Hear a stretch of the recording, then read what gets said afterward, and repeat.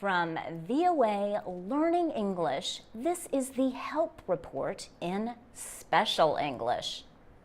The United Nations Population Fund says greater access to family planning methods would save developing countries more than $11 billion a year.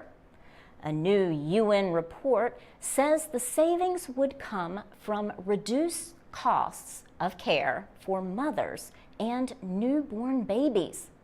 The State of World Population 2012 report was released in November.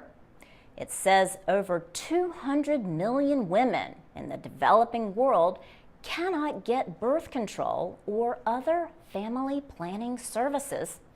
It says $4 billion a year could provide these women with reproductive information to reduce unplanned pregnancies or unsafe abortions. The report says about $2 billion a year would provide enough contraceptives to meet the needs of developing countries. The report says increased access to family planning is a good economic investment. It says having fewer children has been beneficial for rich countries in Europe and North America. The UN Population Fund says 1/3 of the growth of Asia's tiger economies is the result of increased use of family planning services. Sub-Saharan Africa has some of the biggest unmet needs for family planning services. The report says modern contraceptives are not widely available in countries such as Chad and Niger. But contraceptives are not enough.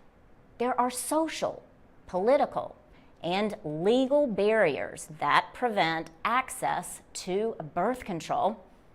In many cultures, women are encouraged to have large families and to avoid or limit the use of contraceptives. The Population Fund says family planning helps countries reduce poverty. A recent study said Nigeria's economy would grow by at least $30 billion if the fertility rate fell by just 1 child per woman in the next 20 years.